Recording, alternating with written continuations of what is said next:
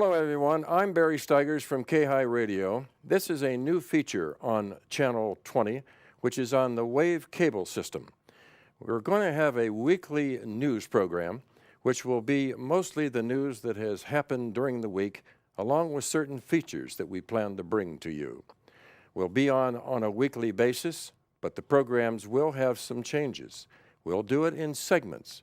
Some weeks we will have medical, some weeks we will have government, some weeks we will have law enforcement, and then other features that go on in our community. So that's all part of this new program, which we will call Auburn News 20.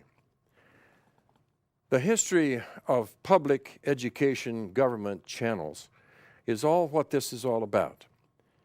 Back in the 60s, the Federal Communications Commission decided that for cable TV companies to operate within a community, that they had to provide some local television outlet channels that would be available first to the public, secondly to the educational community, and thirdly to the local governments. Now over this some 40 to 60 years, they haven't really been used very much, with a few rare exceptions. Auburn happens to be one of those exceptions. I had the opportunity this morning to chat with one of our council persons.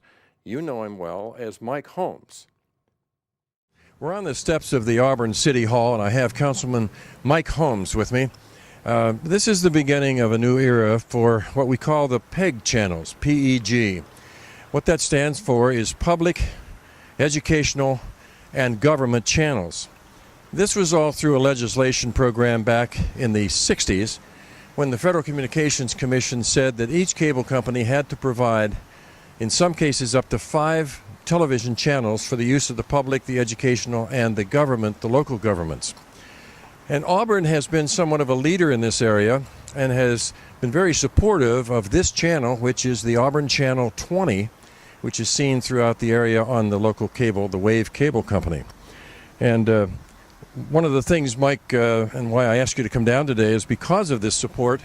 I know you've been an active supporter too as a councilman. Many cities in the last 20 years or so, maybe 30 years, almost 40 in some cases, many of the cities haven't really done much with their channels. The local government hasn't done much. The educational people quite often don't do anything at all. And so this is different. Another thing that I think is neat about Auburn is that you do get involved in these local things. So first, thanks for that. And now we're starting this new era of doing a regular news show. So thanks for coming on. Appreciate it. Well, I'm happy to be here, Barry. It's, we've been working to try to improve the communication between the city and the public, the voters, and even the people who live outside the city limits of Auburn. And the Auburn Community TV is just one additional way that we can get that message out, what is going on and what we are trying to do to improve the quality of life for the people in our area. Now, the City Council meeting is on this Channel 20 twice a month. And it's front-to-back coverage, so basically everything you do and say gets recorded and then gets shown out to the general public. So anybody who wants to attend the meeting but can't basically come here on a Monday night has the option to see it again and over many times. And I assume this is helpful. It's a transparency thing.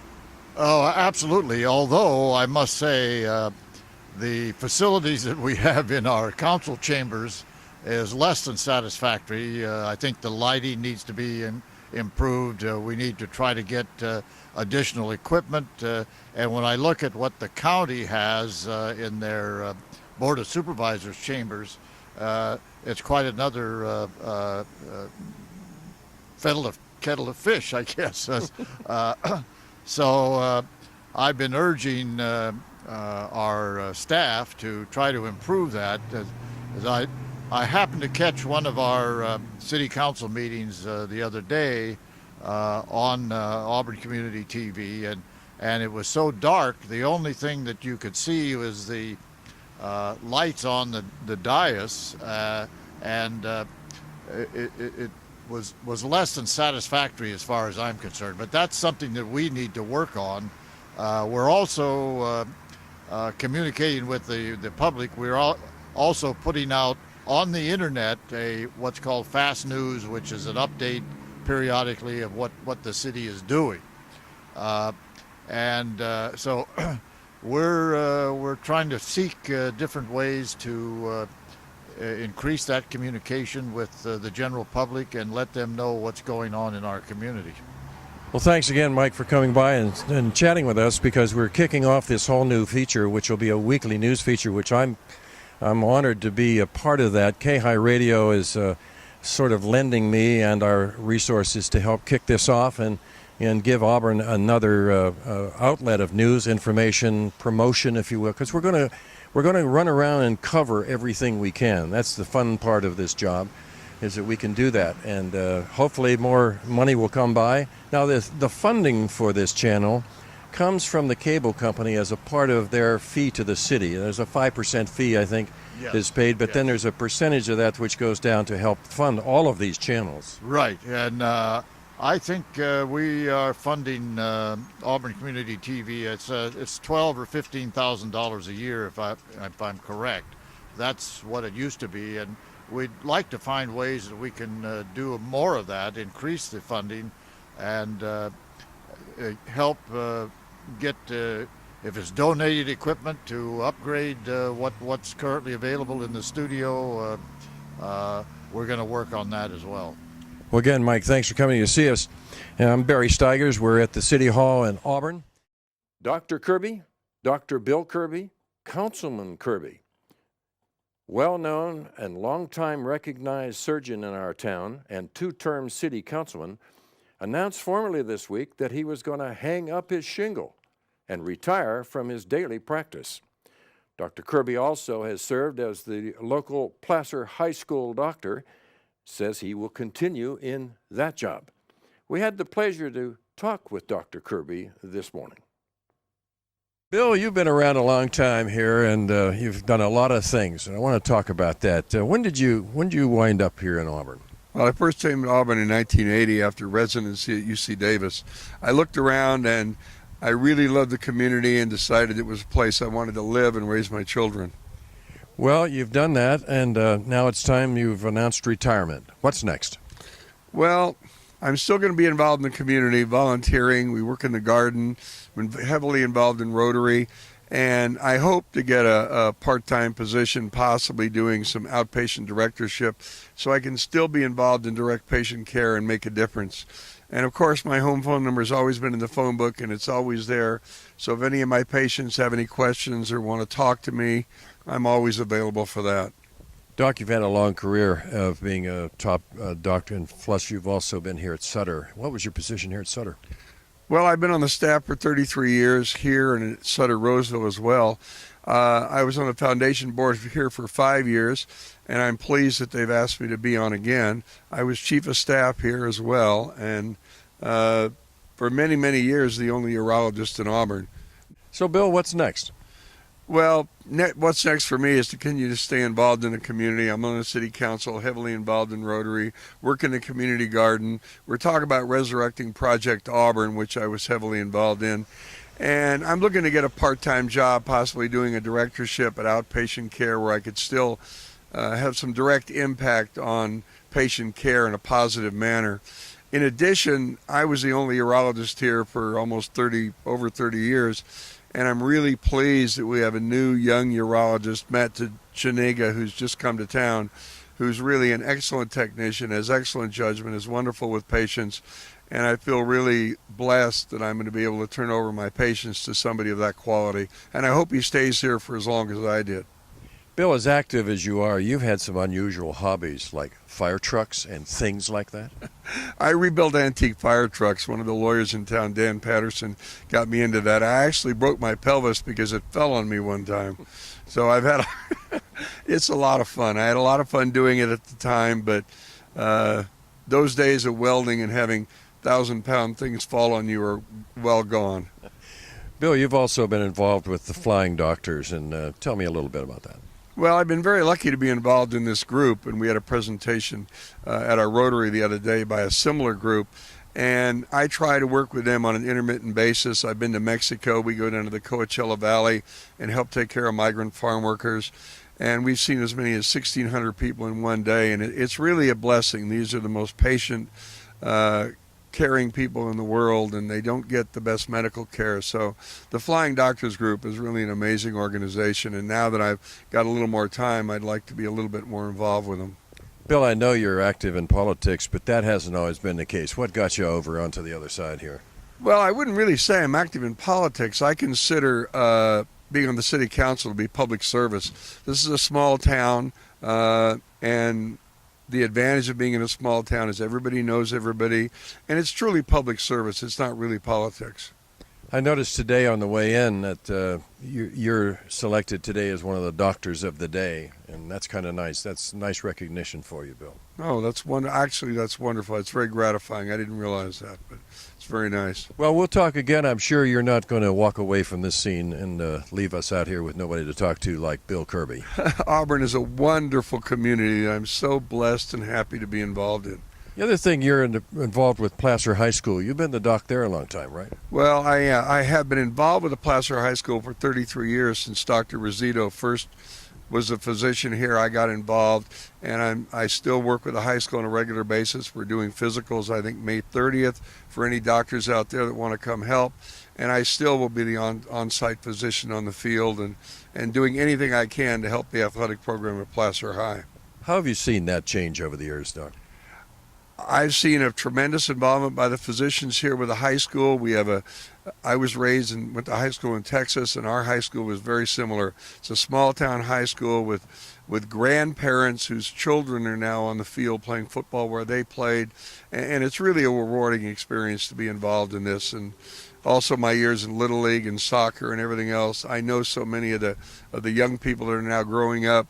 The Placer High football coach was just a year ahead of my daughter in school. So, you know, I've heard from a lot of people who finally retire and give up their jobs and try to have a life of leisure, and they come back to me and they always say the same thing. I don't know how I had any time to get any work done. Well, there's some truth to that, but it's all about budgeting. But I'm also a person that can sit back and do nothing exceedingly well. I read about a book a week for relaxation, and I really enjoy that. Dr. Bill Kirby, ladies and gentlemen, and we're not sure what to say about him. We started off this piece by saying Dr. Kirby, Dr. Bill Kirby, Rotarian Dr. Bill Kirby, Councilman Rotarian Dr. Bill Kirby. Bill, have a great life. We'll see you again soon, I'm sure. Thank you very much, Barry. I really appreciate it. Barry Stigers on Channel 20.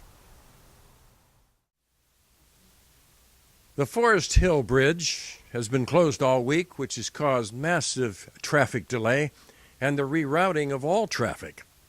Our own Paula Johnston was there, and here's her report.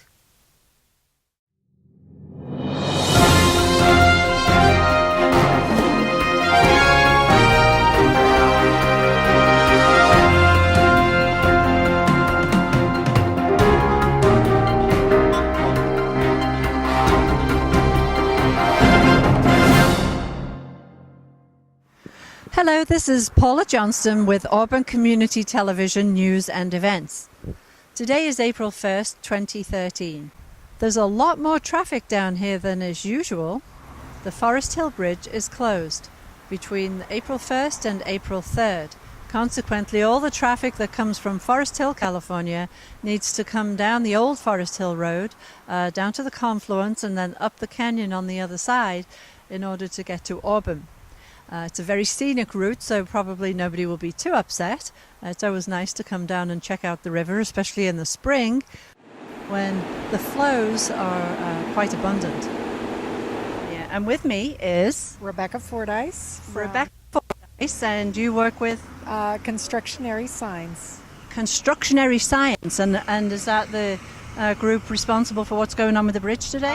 We're diverting traffic around the bridge for Golden State Bridge to do their steel work on the bridge. What kind of steel work are they doing? They're retrofitting large pieces of steel today, and we have the trails below and the bridge closed down just for 2 days, possibly 3. Oh, really? And I've heard that the rails are going to be made a little higher. Is that true? I would think so. Yeah, but I don't know. I'm not sure if the rails have been up. I've been off the project for almost a year because they've rerouted traffic for the last couple days, just today and tomorrow. Oh, just for today and tomorrow then. I had heard a rumour it was 10 days, so I'm glad to hear that's not the case. That would be difficult for the people coming from Forest Hill. Right, but the people in Forest Hill are pretty good with it all. They've been going around and they smile and wave, and it's a nice neighborhood. Yeah. Have you had any tourists or visitors that aren't familiar with the area and you have to tell them where to go and all that stuff? Yeah, we always get tourists out here, and we can send them down to the bottom of the bridge to see the bridge. They can't walk out on there today. I've only had a couple of people saying that they were coming out here to visit some vineyard or something like that, but nobody's been really disappointed with the bridge work today. So. Well, that's good. And it's not too far for them to go around. What's the total mileage of the detour? I'm not sure. It takes you probably an extra 10 minutes. Oh, that's not too bad. And it's quite a scenic route also. Yeah. Beautiful trail. Yep. Everybody should go under the bridge once in a while. Absolutely. Yeah, it is a lovely place to go visit. Well, thank you very much. I will get out of your way and let you get on with your job. Okay. And I appreciate what you've done for us today. Thanks. Okay. Thank you. As part of our weekly series program, we're going to examine issues that affect those of us that reside here in Placer County and Northern California. The first subject we plan to tackle is the homeless situation, mental health, and the status of what our governments are doing about it. We'll start with the examination of the mental care issues of today and how they have fared under the USA model, which started with President Harry Truman and then was upgraded by President John Kennedy, and how it was designed to go from federal hospital care down through the state governments and then down to the local counties, where the neighborhood care centers would be funded by the federal governments and the state governments. California has been somewhat of a leader in this area in creating this model, but the question is it working? I hope you'll join me as we bring in local and state politicians, local and county law enforcement, and the local nonprofit agencies that are engaged in the care of these unfortunates. The Auburn Breakfast Club, an icon in Auburn, celebrated their 20th year in business on April the 1st. A popular Auburn man, 45-year-old Troy Carl Alter of Auburn, was killed late on Tuesday night while riding his off-the-road motorcycle, which he lost control of and crashed into a pickup truck. The accident took place on a sharp curve on Highway 49 while riding from the American River Canyon up toward Auburn.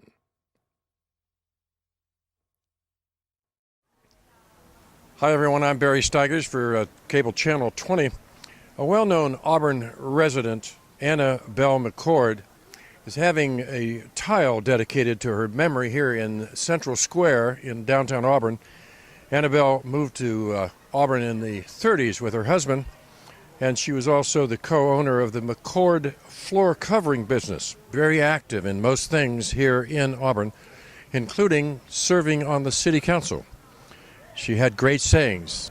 If not you, then who? It is nice. It's a good excuse to get together. Good evening, everybody.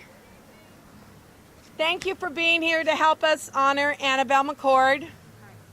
There's a nice large crowd that came out in spite of the rain and the threat of the rain, and it was a very rainy day, but I think Annabelle finally gave in and said, okay, you're gonna do it. I'll let the sun come out a little bit. She didn't like a big to-do about herself. She didn't like anything pointing at her. She wanted it to be all about us, and it always has been all about us, thanks to Annabelle. She touched so many of us with her wisdom, her heart, and her love for Auburn. And her lasting admonition, if not you, who? Will be etched here for all of us to see, and perhaps ingrain a spirit of public service into the hearts and minds of those who view it when they walk by. I want to thank a few people I want to thank the City of Auburn, particularly Bernie Schroeder, for all of her efforts to get the tile engraved, set, and for helping us with this dedication today. Thank you very much, Bernie.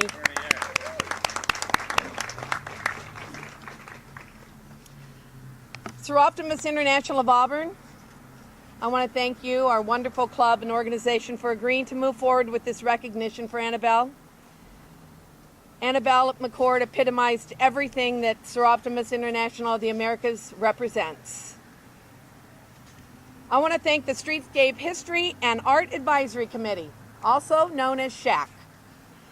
They recommended our application after we introduced it to them and presented it to them, and they recommended it to the City Council for approval. So I appreciate their recommendation and taking it forward to the City Council. And of course, I have to thank the Auburn City Council in their infinite wisdom for approving the application and recommendation as well. Thank you very much. I want to thank some very important people here in the audience today. Annabelle's family. Brad and Galen, Pat and Cheryl helped me with the wording on the tile and the day that we were going to have it dedicated. And they've always been so helpful in helping us memorialize Annabelle. And I know that it's a difficult thing. It's kind of a finalization of your mother's passing. And I appreciate the really wholehearted efforts and being on board with this from the very beginning. So thank you, and thank you to anybody, and thank you all for being here. And anybody I didn't acknowledge, I'm sorry, but no, I thank you all anyway. I'd like to introduce our mayor, Kevin Hanley. He's going to say a few words. Thank you, Cheryl. I wish all our city council decisions were as easy as approving the granite paver for Annabelle. Our new central square and the creation of a new space for granite pavers was intended to be an opportunity for the community to honor those who have shaped the history of Auburn. Annabelle McCord shaped the history of Auburn in a positive way, and her example will continue to inspire many residents in our town for generations to come. Annabelle McCord, whether serving as mayor, as planning commissioner, business owner, parent, mom, supporter of special needs children, Sir Optimus, exemplified leadership with a smile. Annabelle was tough, determined, and didn't really take no for an answer. But Annabelle knew that progress is a team sport. That's why she encouraged women in particular, but in reality, all of us, to get involved in improving our community. After all, when she said, if not you, who, to enough people, pretty soon you created a great team. So determined leadership was a smile, was her winning tactic. Last month, when I looked around at the faces at the annual Celebrity Chefs, an event created by Annabelle, I saw a lot of smiles among the chefs and the residents who attended. And last week, when I had the privilege to attend the Sir Optimus Awards ceremony and the presentation of the first annual Annabelle McCord Award, I saw a lot of smiles among the women who are dedicated to carrying on Annabelle's leadership style.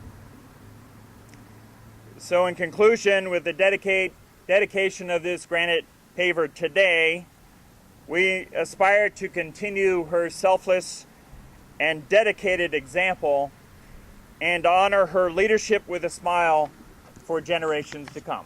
Thank you. So, without further ado, Bernie Schroeder will now unveil the lasting monument to our dear Annabelle. And thank you very much for coming.